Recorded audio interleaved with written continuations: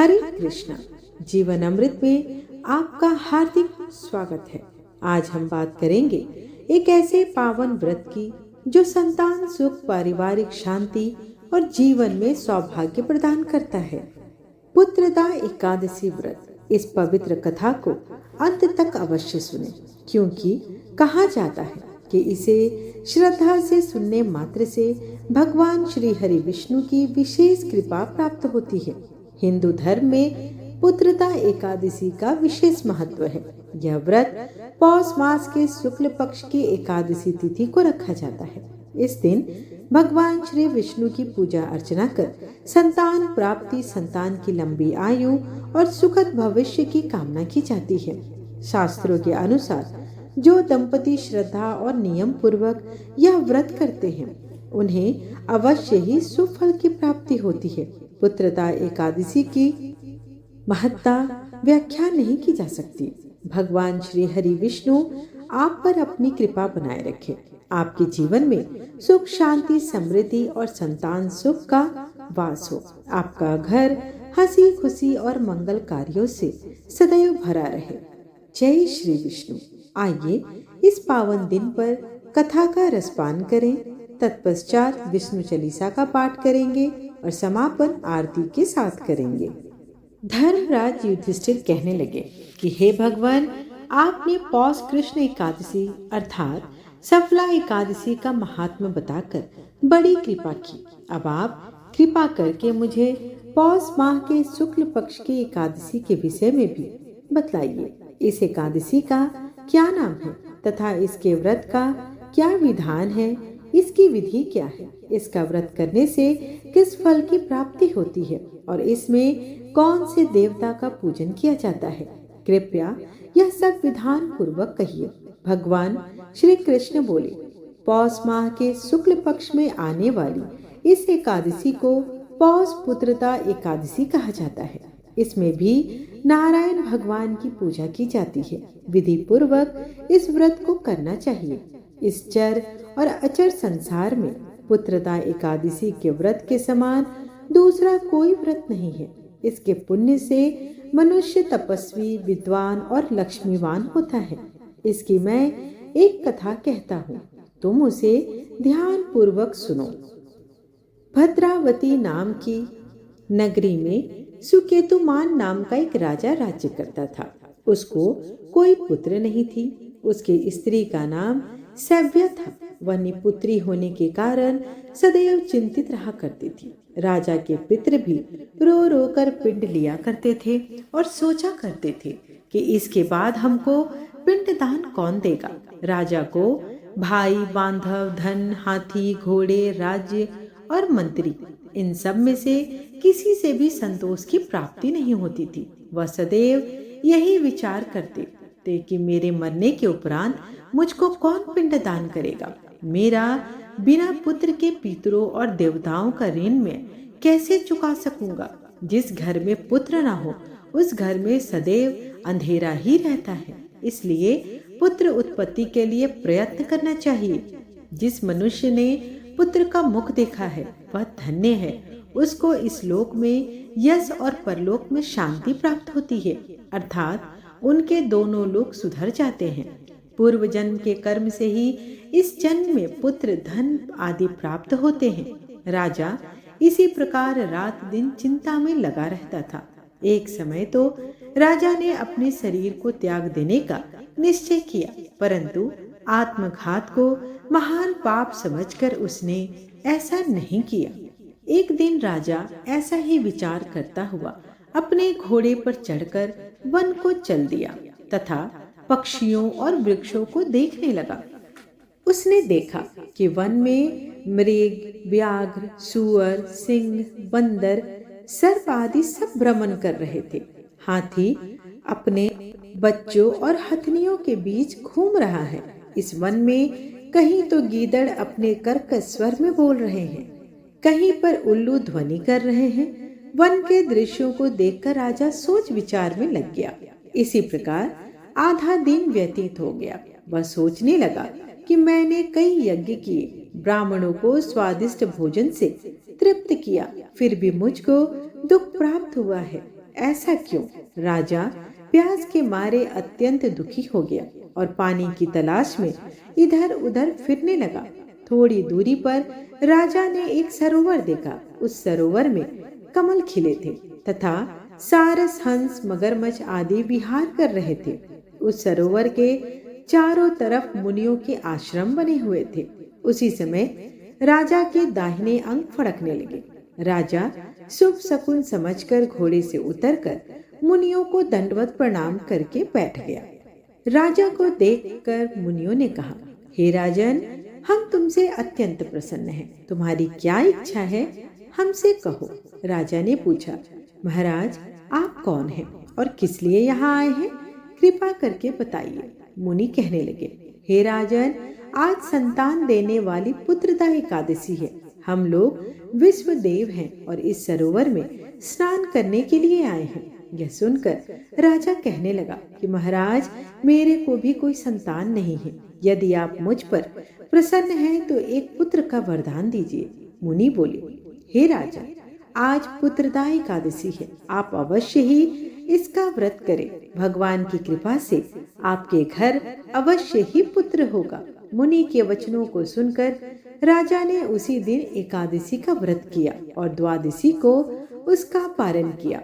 इसके पश्चात मुनियों को प्रणाम करके महल में वापस आ गया।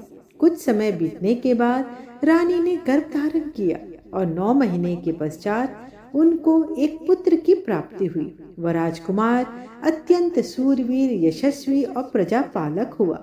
श्री कृष्ण बोले, हे राजन, पुत्र की प्राप्ति के लिए पुत्रदा एकादशी का व्रत करना चाहिए। जो मनुष्य इस महात्मा को पढ़ता है या सुनता है, उसे अंत में स्वर्ग की प्राप्ति अवश्य होती है। इस प्रकार पुत्रदा एकादशी व्रत कथा का पाठ पूर्ण हुआ। जो भी श्रद्धालु इस कथा को श्रद्धा से सुनता है या पढ़ता है, उसके समस्त कष्ट दूर हो जाते हैं और जीवन में शुभता आती है। अंत में भगवान श्री कृष्ण से प्रार्थना है कि वे हम सभी पर अपनी असीम कृपा बनाए रखें। ओम नमो भगवते वासुदेवाय नमः। आइए अब हम रसपान करेंगे 11 माता की कथा, जिसे सुने बिना व्रत पूर्ण नहीं माना जाता। एक बार की बात है, एक राज्य में एक राजा रहा करता था। राजा बहुत ही बुद्धिमान और प्रभावशाली था। वह सदैव अपनी प्रजा के लिए हमेशा सत्कर्म के मार्ग पर चलता रहता। प्रजा भी अपने राजा को बहुत ही पसंद करती थी, क्योंकि वे न्यायप्रिय थे।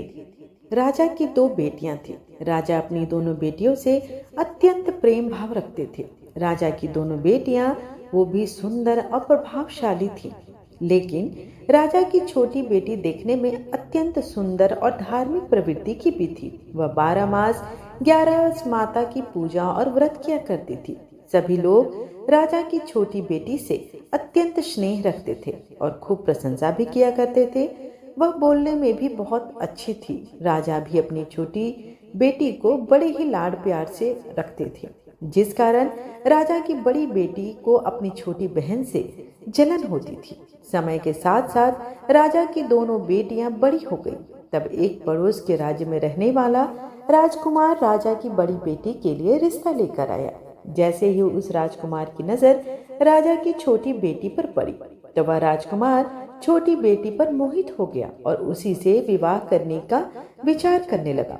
उस राजकुमार ने राजा की बड़ी बेटी के साथ विवाह करने से मना कर दिया और राजा से कहा कि आप यदि बुरा न माने तो मैं आपकी छोटी बेटी से विवाह करना चाहता हूँ।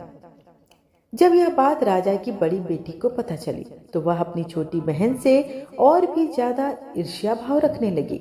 राजा की बड़ी बेटी ने अपनी छोटी बहन को अपना सबसे बड़ा दुश्मन मान लिया और अपनी छोटी बहन से बदला लेने का निर्णय भी लेती है, जिसके चलते उसने सोचा कि छोटी बहन को मृत्यु देकर एक दिन राजा की बड़ी बेटी ने लड्डू में जहर मिलाकर अपनी छोटी बहन को खिला दिया। छोटी बहन ने वो लड्डू खा लिया, लेकिन लड्डू खाने के पश्चात भी छोटी बहन को कुछ भी नहीं हुआ। बड़ी बहन यह देखकर आश्चर्यचकित हो गई, लेकिन बड़ी बहन ने फिर भी हार नहीं मानी एक दिन वह छोटी बहन को अपने कमरे में सो रही थी। तब उसने मटके में सांप रखकर उसके कमरे में छोड़ दिया, लेकिन सांप भी छोटी बहन का कुछ भी न कर पाया। जिसके बाद बड़ी बहन ने अपनी छोटी बहन से कहा कि चलो बहन, आज हम कुएं से पानी भर कर ले आते हैं। तब छोटी बहन ने बड़ी बहन की आज्ञा मानकर साथ में कुएं में पानी भरने के लिए चली गई। जैसे ही वह पानी कुएं से निकालने लगी तो बड़ी बहन ने उसे कुएं में धक्का दे दिया, लेकिन ग्यारस माता के आशीर्वाद से वह सकुशल बाहर आ गई। यह देखकर उसके आश्चर्य की सीमा न रही कि न जाने कौन से प्रयास किए हैं, न जाने कौन सी पूजा की है जिसके कारण इसका कुछ भी अहित नहीं होता। उसने एक दिन सोचते सोचते छोटी बहन के पास जाकर कहा कि बहन, तुमको पता है कि भगवान सबकी मृत्यु एक निश्चित समय पर लिखते हैं। तुम्हारी और मेरी मृत्यु कैसे होगी, क्या तुम जानती हो? तब छोटी बहन ने कहा, हाँ बहन, मेरी मृत्यु कैसे होगी यह तो मैं जानती हूँ। छोटी बहन ने कहा।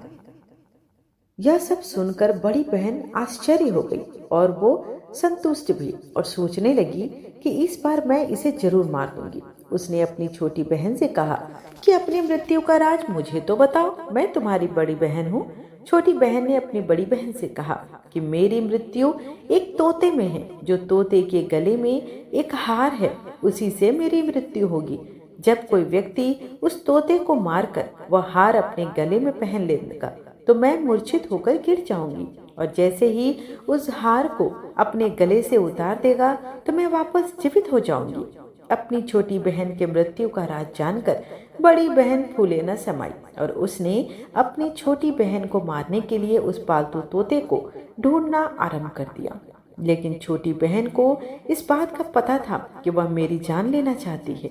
वह अपने पिताजी के पास गई और बोली कि हे पिताजी, अगर मेरी मृत्यु हो जाए तो मुझे जलाना मत, बल्कि आप मुझे पुरानी वाली जो हवेली है उसमें एक पलंग पर लिटाकर छोड़ देना। अपनी छोटी बेटी के मुख से यह बात सुनकर राजा बहुत ही क्रोधित भी हुए और उन्हें दुख भी हुआ।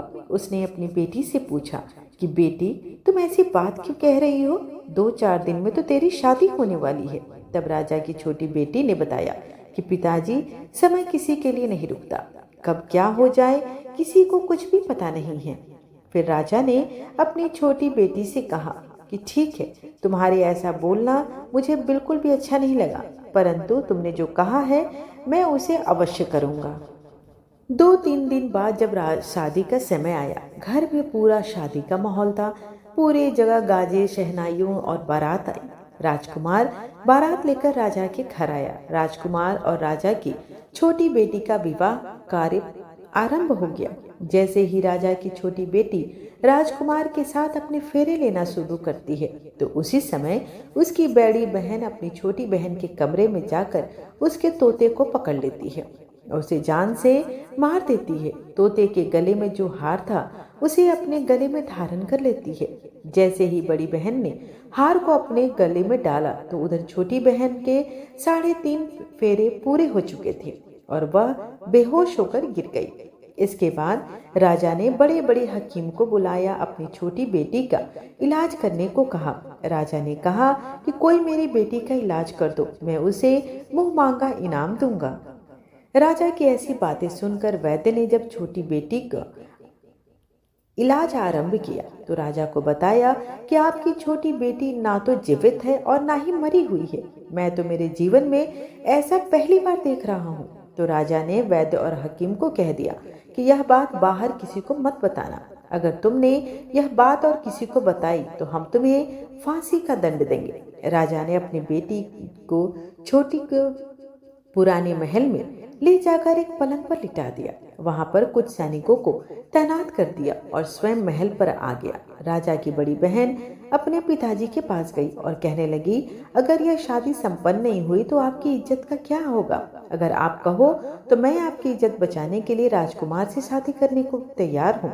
राजा ने अपनी बड़ी बेटी की बात मानकर छोटी बेटी के कपड़े बड़ी बेटी को पहना दिए और मंडप पर भेज दिया। लेकिन राजकुमार यह जान गया था कि यह राजा की छोटी बेटी नहीं है, तो उसने शादी करने से मना कर दिया, लेकिन वहां पर आए सारे लोगों ने राजकुमार को शादी करने के लिए विवश कर दिया और राजा की बड़ी बेटी के साथ शादी आरंभ करा दी गई। बाकी जो 3.5 फेरे बचे थे, उन फेरों को राजकुमार ने बड़ी बेटी के साथ लिया। उसके बाद राजकुमार राजा की बड़ी बेटी को अपने महल ले गया। राजकुमार राजा की बड़ी बेटी से ना तो बात करता, ना ही उसे पसंद करता और ना ही उसके कमरे में जाता था। राजकुमार ने यह फैसला ले लिया कि मैं राजा की छोटी बेटी को ढूंढ कर ही रहूंगा। वह रात दिन उसे ढूंढता हुआ इधर उधर घूमने लगा।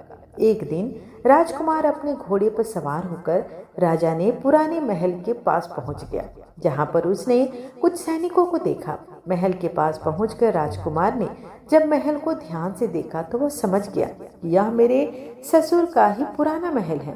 तब राजकुमार ने सैनिकों से पूछा कि तुम लोग यहाँ पर क्या कर रहे हो और इस महल के अंदर उस पलंग पर कौन लेटा है? तो सैनिकों ने बताया कि यह राजा की छोटी बेटी है। यह कथन सुनकर राजकुमार अत्यंत प्रसन्न हो गया और तुरंत उससे मिलने के लिए अंदर चला गया, लेकिन देखा कि अंदर जाकर देखा तो वह बिल्कुल बेहोश थी। राजकुमार उसकी सेवा करने लगा। जैसे ही रात हुई, राजा की छोटी बेटी उठकर बैठ गई। राजकुमार यह देखकर अत्यंत प्रसन्न हुआ और उसने पूछने लगा कि तुम यहाँ पर क्या कर रही हो? ऐसे बीच फेरों से तुम कैसे गायब होकर और कहाँ चली गई? अब तुम देर मत करो और मेरे साथ मेरे महल को चलो। राजा की छोटी बेटी ने राजकुमार को सारी बात बता दी। उसने बताया कि मेरी जान एक तोते में बसी थी और यह बात मैंने अपनी बड़ी बहन को बता दी थी। मुझे पता है कि उसी ने मुझे मारने का प्रयास किया। उसके पास एक हार है जिसको वह सुबह पहन लेती है और रात को उतार कर रख देती है। जब तक वह हार वो पहने रखती है तब तक मैं मूर्छित रहती हूँ और जैसे ही वह हार को उतार देती है तो मैं जीवित हो जाती हूँ। और जब तक मेरी बड़ी बहन के पास वह हार है तब तक मैं ऐसे ही जीवित और मूर्छित होती रहूंगी। अगर मेरी बड़ी बहन के पास जो हार है वह मेरे हाथ आ जाए तो मैं हमेशा के लिए जीवित हो जाऊंगी। राजकुमार यह बात सुनकर राजा की छोटी बेटी के पास रहने का निर्णय ले लिया और बचे हुए फेरे लेकर अपने विवाह को भी पूर्ण कर लिया। वहीं पे रहने लगा। ऐसा करते करते काफी समय बीत गया। राजा की छोटी बेटी गर्भवती हो गई। एक दिन राजकुमार को किसी काम से बाहर जाना पड़ा तो पीछे से राजा की छोटी बेटी के पेट में बहुत जोरों से दर्द होने लगा। उसने उस समय ग्यारस माता का आवाहन किया, जिसके बाद ग्यारस माता वहां पर प्रकट हुई। उन्होंने छोटी बेटी के समस्त दुखों को दूर किया और एक सुंदर पुत्र रत्न की उसे प्राप्ति हुई। जब आधी रात को राजकुमार बाहर से आया तो उसने ग्यारस माता को देखा तो वह बहुत ही आश्चर्यचकित हुआ। उसने तुरंत माता को प्रणाम किया। ग्यारस माता ने राजकुमार से कहा कि जब तुम्हारा बेटा 5 वर्ष का हो जाए तो तुम अपनी पत्नी का हार लाकर इसके गले में डाल देना, जिससे यह हमेशा के लिए जीवित हो जाएगी। समय के चलते राजकुमार का बेटा 5 साल का हो गया। एक दिन राजकुमार को फिर किसी काम से बाहर जाना पड़ा। उसने अपने बेटे से कहा, तुम अपनी माता का ध्यान रखना और मैं शाम तक लौट आऊंगा। जैसे ही राजकुमार वहां से बाहर निकला तो बड़ी बहन के सैनिकों ने उसे देख लिया और बड़ी बहन को जाकर सारी बात बता दी, जिसके बाद बड़ी बहन अपनी छोटी बहन के पुत्र को वहां से उठवा लिया और उसे मरवा भी दिया। उसके 2 टुकड़े करवाए। पहले टुकड़े को चक्की के पास छुपा दिया और दूसरे टुकड़े को अपने पलंग के नीचे रख लिया। यह देखकर ग्यारस माता ने भिखारी का रूप धारण किया और उसके घर पहुंच गई। माता भिक्षा मांगने लगी तो बड़ी बहन ने अपने नौकरों से कहा कि जाओ भिखारी को भिक्षा दे दो। लेकिन जैसे ही नौकर ग्यारस माता को भिक्षा देने के लिए जाता है तो माता उन्हें मना कर देती है और कहती है कि मैं तुम्हारी रानी से ही भिक्षा लूंगी। नौकरों ने अंदर जाकर कहा कि हे रानी, वह हमसे भिक्षा नहीं लेना चाहती। वो कह रही है कि मैं भिक्षा लूंगी तो मात्र रानी से। जब बड़ी बहन स्वयं भिक्षा देने के लिए भिखारिन बनी ग्यारस माता के पास आती है, उससे पहले ही माता एक बिल्ली का रूप बनाकर उसके कमरे में चली जाती है। वहां पर जो छोटी बेटी के पुत्र का एक टुकड़ा था वह उसे उठा लेती है और दूसरा चक्की के पास से उठाकर जीवित कर देती है और वहां से लेकर वह चली जाती है। ग्यारस माता राजकुमार को सारी बातें बताकर उन्हें उसका बेटा सौंप देती है। राजकुमार अपने बेटे को लेकर उस बड़ी बहन के पास जाता है और उसे कहता है कि इस बच्चे का अच्छे से ध्यान रखना है। अगर तुम इस बच्चे का अच्छे से ध्यान रखोगी तो ही मैं तुमसे बात करूंगा, वरना मैं यहाँ से हमेशा के लिए चला जाऊंगा। एक दिन राजकुमार ने अपने बच्चे से कहा कि तुम ऐसा करो, तुम्हारी माँ के गले का वो हार मांग लो, तुम्हारी जिद की वजह से वह तुम्हें दे देंगी। अपने पिताजी के कहे अनुसार लड़का अपनी बड़ी माँ के पास जाकर कहता है, मामा मुझे तुम्हारे गले का हार चाहिए। यह सुनकर उसकी माँ को पहले तो बहुत गुस्सा आता है, पर उसको याद आता है कि राजकुमार ने कहा है कि अगर मैं इस बच्चे का अच्छे से ध्यान रखूंगी तो ही वो मुझसे बात करेगा और हमारा वैवाहिक जीवन आरंभ हो सकेगा। वह सोचती है कि छोटी बहन अब तक तो मर गई होगी, उसे जला भी दिया गया होगा, अब कौन सी जिंदा होने वाली है। यही सोचकर वह हार को निकालकर उस बच्चे को दे देती है। वह बच्चा उस हार को ले जाकर अपने पिताजी को दे देता है। तभी राजकुमार अपने बेटे और उस हार को लेकर वहां से चला जाता है और जाते हुए कहकर जाता है कि तुम हमारे लिए खाना बनाकर तैयार रखना, मैं शाम को आकर तुम्हारे साथ ही खाना खाऊंगा। यह कहकर अपने बेटे को लेकर वहां से सीधा राजा के पास जाता है और राजा को सारी बात बता देता है। राजा अपनी बड़ी बेटी की इस करतूत को सुनकर अत्यंत क्रोधित हो जाते हैं। राजा दुखी होकर कहने लगते हैं कि न जाने मेरी परवरिश में कौन सा दोष था। राजा राजकुमार को अपनी छोटी बेटी के साथ रहने का आदेश देते हैं। राजकुमार वह हार लौटकर छोटी रानी के पास जाता है और उसके गले में वह हार डाल देता है, जिससे वह हमेशा के लिए जीवित हो जाती है और दोनों एक सुखी वैवाहिक जीवन जीने लगते हैं। राजकुमार अपने बेटे और अपनी पत्नी को लेकर अपने राज्य में चला जाता है। इस तरह एकादशी व्रत के प्रभाव से राजा की छोटी बेटी को अपने जीवन में आई समस्त मुसीबतों से छुटकारा प्राप्त होता है। आइए अब हम रसपान करेंगे एकादशी के दिन सुनी जाने वाली तुलसी माता की कथा। एक समय की बात है, एक परिवार में ननद और भाभी साथ साथ रहा करती थी। ननद का विवाह अभी हुआ नहीं था। वह तुलसी जी के पौधे की बहुत सेवा करती थी, नियम से तुलसी को सींचती और दीपक जलाती थी। लेकिन उसकी भाभी को यह सारी बातें बिल्कुल पसंद नहीं थी। जब कभी उसकी भाभी को बहुत ज्यादा गुस्सा आता तब वह अपनी ननद को ताना देते हुए कहती, जब तुम्हारा विवाह होगा तो मैं इस तुलसी को ही बारातियों को खाने को दे दूंगी और तुम्हारे दहेज में भी तुलसी ही दूंगी। तुम जब देखो तुलसी की ही सेवा करती रहती हो। कुछ समय बीत जाने पर ननद का विवाह तय हुआ। विवाह के दिन भाभी ने अपने कहे अनुसार बारातियों के सामने तुलसी का वह गमला फोड़ दिया, जिसकी सेवा उसकी ननद क्या करती थी, और तुलसी के पत्ते खाने के लिए कहा। तुलसी जी की कृपा से वह फूटा हुआ गमला कई सारे स्वादिष्ट पकवानों में बदल गया।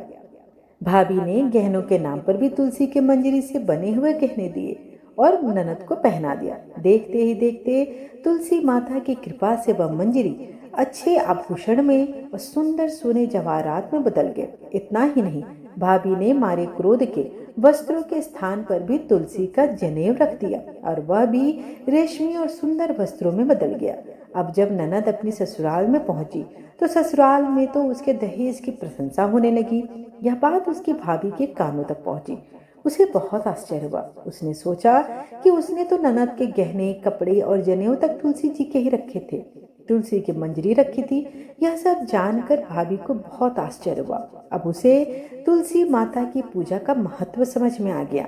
उसकी एक लड़की थी, वह भी अब विवाह के योग्य हो गई, तो उसने भी कहा कि बेटी तुम भी तुलसी माता की रोज सेवा किया करो, तुम्हें भी तुम्हारी बुआ की तरह फल प्राप्त होगा। वह जबरदस्ती अपनी बेटी से तुलसी माता की सेवा करने को कहा करती थी, लेकिन लड़की का मन तो तुलसी की सेवा में कभी लगता ही नहीं था।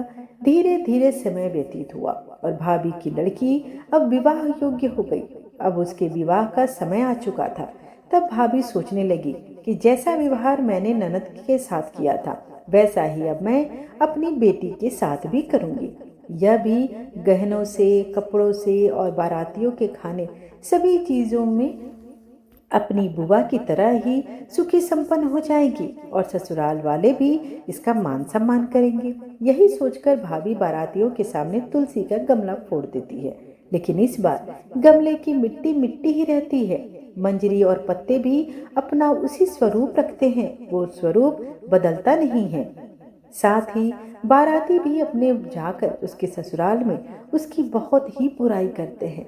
भाभी सोच में पड़ गई कि मेरी लालच की वजह से मेरी बेटी को ना दहेज मिला, ना उत्तम भोजन कराया गया, व्यापारी बारातियों का ना स्वागत हुआ। बाराती लोग जाकर सिर्फ उसकी बुराई कर रहे हैं, कभी भी अपनी ननद को बुलाना भी नहीं चाहा। उसने गुस्से के मारे कभी भी ननद को उसके भाई से मिलने भी ना दिया। एक दिन उसके पति ने कहा, क्या बात है, तुम मेरी बहन को क्यों नहीं बुलाती? यह सोचकर उसने अपनी पत्नी से कहा कि मैं बहन के यहाँ जाना चाहता हूँ। तुम एक काम करो, तुम एक उपहार मुझे दो जो मैं अपनी बहन के लिए ले जा सकूं। भाभी ने थैले में जवार भर के दे दिए और कहा, ये ले लो, और कुछ भी घर में नहीं है, तुम यही लेकर जाओ। तब भाई बहुत दुखी मन से गया कि अपनी बहन के पास पहली बार जा रहा हूँ और मेरे पास ज्वार है। रास्ते में वह सोचता रहा कि भाई भला अपनी बहन के यहाँ ज्वार कैसे ले जा सकता है। यही सोचकर वह गौशाला के पास रुक गया और ज्वार का वह थैला उसने गाय के सामने पलट दिया। तभी एक ग्वाले ने यह सब देख लिया। तब ग्वाले ने आकर भाई से कहा, अरे आप गाय के सामने यह हीरे मोती और सोना क्यों डाल रहे हैं? इसे तो घास डालनी चाहिए। तब भाई ने देखा तो वह हैरान रह गया। फिर भाई ने ग्वाले को सारी बात बताई और धन लेकर खुशी खुशी अपनी बहन के घर को चल दिया। दोनों भाई बहन एक दूसरे को देखकर अत्यंत प्रसन्न हो गए। तब बहन ने तुलसी माता से सच्चे मन से प्रार्थना की कि उसकी भाभी को भी सद्बुद्धि प्राप्त हो जाए। तुलसी माता की कृपा से उनके घर में सुख समृद्धि और धन के अंडार भर जाएं। तब कुछ दिनों के बाद देखते ही देखते भाभी का मन बदल गया और वह अपनी ननद को बहुत ही मान सम्मान देने लगी और अब वह भी सच्चे मन से तुलसी जी की सेवा करने लगी। तुलसी माता की कृपा से उनके घर में भी धन्य धान्य सुख समृद्धि का भंडार भर गया। उनके घर में अब कला कलेश नहीं होता था और सभी सुख से रहने लगे। प्रिय भक्तों, प्रेम से बोलिए जय तुलसी माता। आशा करती हूँ कि आपको आज की कथा पसंद आई हो। वीडियो पसंद आए तो चैनल को लाइक शेयर एंड सब्सक्राइब अवश्य कीजिएगा। आइए अब विष्णु चालीसा और आरती के साथ वीडियो का समापन करते हैं।